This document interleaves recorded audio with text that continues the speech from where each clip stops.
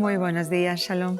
Uno de los desafíos y más bonitos proyectos de la Federación de Comunidades Judías de España es la creación de la asociación Ibn Gabirol, cuyo objetivo es difundir, promover, promulgar la cultura judía sefardita, y todo esto en torno a la figura de un ilustre personaje, Shlomo Salomón Ibn Gabirol, un sabio poeta erudito que nació en la bella ciudad de Málaga y que este año se cumple su primer milenio.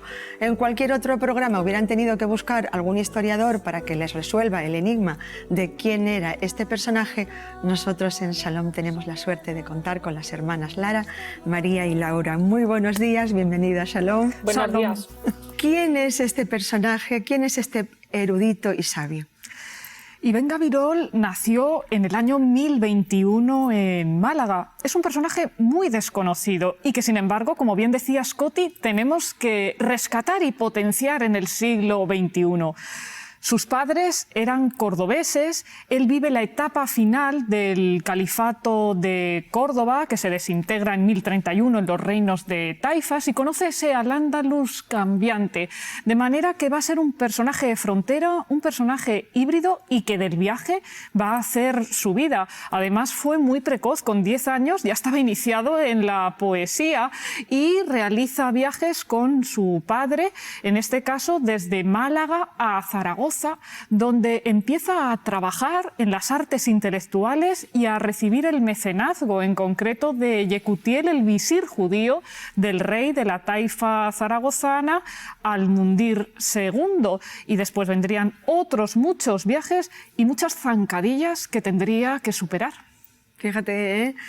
Hubo también una enfermedad, él padeció una enfermedad que le marcó mucho su vida. Así es, Coti. María y yo lo explicamos en nuestro nuevo libro, Los caballos amarillos, enfermedades que nadie vio venir sobre las pandemias en la historia. Y es que también nuestro amigo, que en este año 2021 cumpliría 1000 años, Ibn Gabirol, sufrió tuberculosis cutánea, algo que le creó un estigma. Nunca una enfermedad debe estigmatizar ni marcar a nadie, pero el espíritu humano a veces es cruel y eso lo denunciamos. Y a Ibn Gabirol le cogieron envidia por ser un gran poeta, por ser el poeta de los filósofos y el filósofo de los poetas, y como no podían ponerle ninguna pega, se metían con su estatura física, decían que era bajito, cuando la estatura es la estatura moral de la persona, y ahí hay que intentar ser gigante, y también por haber sufrido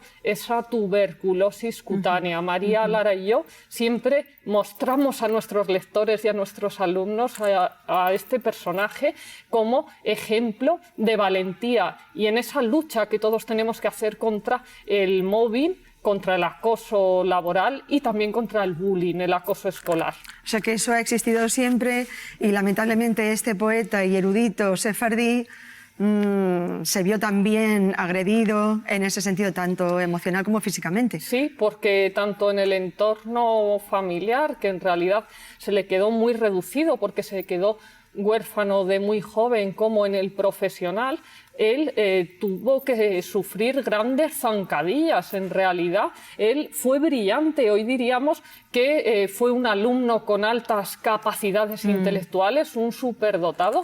Y antes de que llegara el coronavirus a nuestra sociedad, había también otras pandemias emocionales, causada sobre todo por la envidia. Hay que respetar a quien es diferente, a quien destaca, a quien no destaca también. Todos tenemos que construir esta sociedad en igualdad. Y en el caso de Ibn Gabirol, pues él llegó a escribir versos totalmente desgarradores. Decía: estoy enterrado pero en un desierto, en mi propia casa está mi ataúd. Es que él trataba de conseguir mecenas que le pagaran un poco para poder sobrevivir. Él no aspiraba a hacerse rico, simplemente a poder comer. Y luego esas personas que había en el mismo círculo, como veían que él era tan bueno como persona y también como profesional, le ponían zancadillas y al final los mecenas le retiraban su favor. Murió prácticamente que la mendicidad. Es que es muy triste la vida de Ibn Gabirol. Os quería preguntar ahora, digo, porque hablando de este personaje de Shlomo Ibn Gabirol, digo, vosotras tendréis seguramente, y lamentablemente también seguramente habéis sufrido ese acoso de las personas que ellas deciden, por la razón que sea, por falta de medios, de capacidad, deciden no destacar, pero a la vez no soportan que alguna persona sea brillante. Vosotros lo habéis sido. Yo solamente quería primero presentar otra vez de nuevo el libro de Breviario de Historia de España. Recordar que es una de las mentes, Breviario de Sefarad, porque ocupa un lugar destacado. Que traéis, que le dedicáis a Shlomo Ibn Gabirol también su capítulo. También que las mujeres, cuando cuentan la historia, la contamos de manera diferente. Y sobre todo que un libro de historia que a las 2 semanas de estar en tienda se agotó y hubo que reeditarlo. Pero seguramente también habéis sufrido, lamentablemente, de personas que no soportan la excelencia en los otros. Sí, la verdad es que nos ponemos en los zapatos de Ibn Gabirol y que el reconstruir su biografía pues, nos hace pensar también en nosotras mismas. Él lo podemos considerar como un poeta melancólico, pero que sin embargo vivió con una esperanza, con una alegría, al llegar a Sion. Él quiso viajar en la última etapa a Egipto, Babilonia y sobre todo a la tierra del pueblo de Israel. Creemos que no consumó su anhelo, aunque en sus poemas, como en Corona Real, canta las excelencias de Dios, cómo se recrean las criaturas, trae a Occidente a Platón, Plotino, el neoplatonismo, y también Aristóteles. Pensemos que hasta mediados del siglo XIX se pensó que Ibn Gabirol eran 2 personas. Una, el poeta judío Ibn Gabirol, y otra, el filósofo hispano-árabe Avicebrón. A mediados del siglo XIX se vio que era la misma persona. También escribe tratados didácticos y éticos, como la corrección de los caracteres. Es también preceptor de jóvenes y además su principal obra es Fons Vitae, la fuente de la vida, que es el primer tratado judío de filosofía en Al-Ándalus. ¿Cómo muere? Pues no lo sabemos porque se le pierde el rastro. Se piensa que en Valencia, con 37 años, cuidado que es como de criminología, que lo asesina otro poeta que le tenía manía y que no alcanzaba su nivel. Pero también se dice que a lo mejor muere unos años después, aunque lo que es seguro es que no llega a cumplir los 50 años de vida. Y la leyenda nuevamente se extiende sobre la sombra de Ibn Gabirol, porque se dice que donde fue enterrado surgió una higuera que daba los frutos más dulces de la poesía de Ibn Gabirol y de sus pensamientos didácticos y filosóficos. Daba 5 consejos para alcanzar la sabiduría. Primero, el silencio. Segundo, escuchar. Tercero, recordar.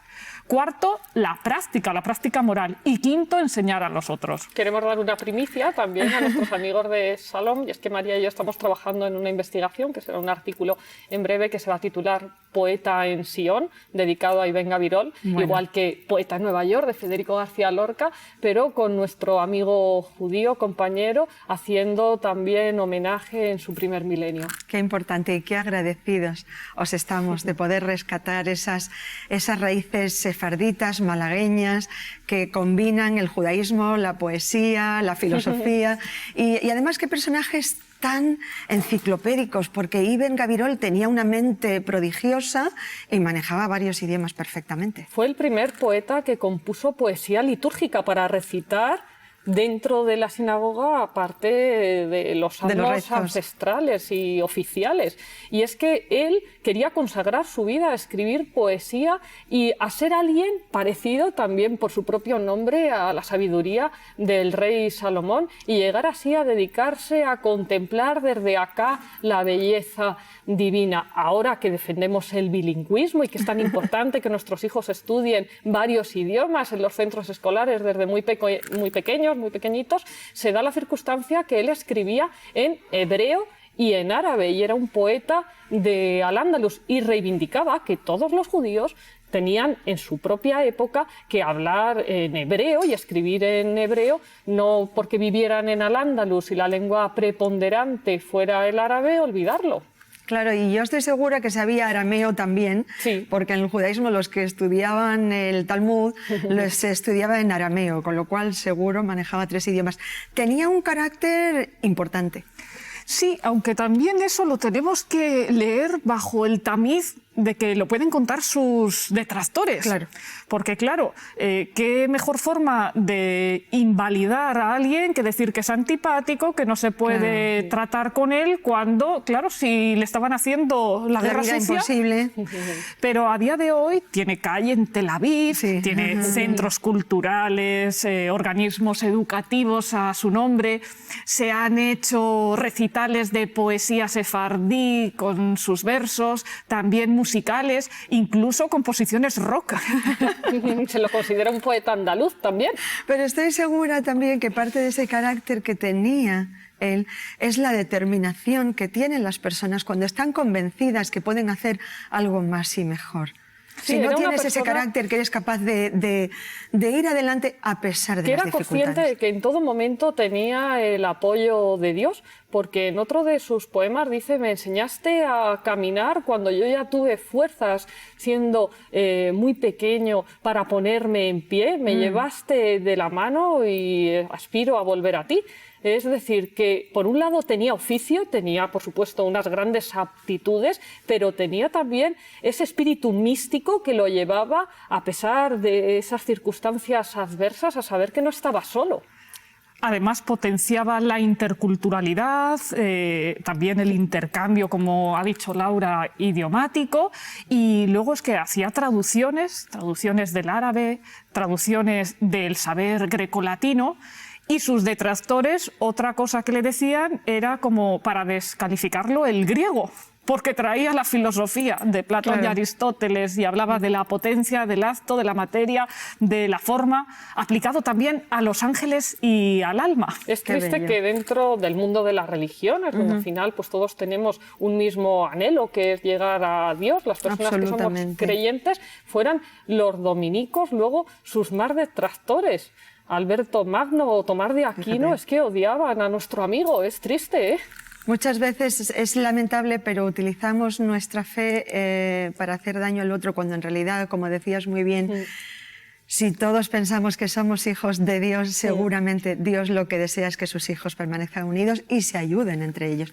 ¿Qué necesitaríamos en esta sociedad, hoy siglo XXI, para poner en valor las enseñanzas de este ilustre poeta? Pues fijarnos en sus exilios interiores para también fomentar la empatía con el otro y que ninguna persona se viera en esas circunstancias de no saber en qué agujero meterse para librarse de las asechanzas o de las habladurías. Sobre todo el que no tenía familia, no se conoce que tuviera ninguna esposa ni descendencia y que se quedó aislado, claro, al quedarse sin padre y sin madre. Un reto para cuando acabe la pandemia, que todas las personas destierren de su vida la envidia y la sustituyan por la admiración. La admiración a quien sabe hacer otra cosa diferente a nosotros, pero nunca más buscar chivos expiatorios, ni en la filosofía, ni en la poesía, ni en ninguna faceta.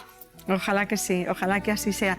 Nosotros agradecemos y admiramos la trayectoria de estas hermanas, estudiosas, profesoras, investigadoras, doctoras. O sea, no puedo decir todo lo que sí hacéis, pero lo que queda claro en nuestro programa es con el cariño que lo hacéis. Os agradecemos tanto el que estáis siempre disponibles para Shalom y, por supuesto, esa investigación que estáis haciendo, que es lo importante a la hora de rescatar esas historias, olvidar las leyendas y volver a la historia en sí. Pronto a ver si sacamos también a cabalgar los caballos amarillos y contamos más historias hebreas. Claro que sí. Nosotros hoy nos despedimos de todos ustedes con ese agradecimiento por el tiempo que ustedes nos dedican cada domingo.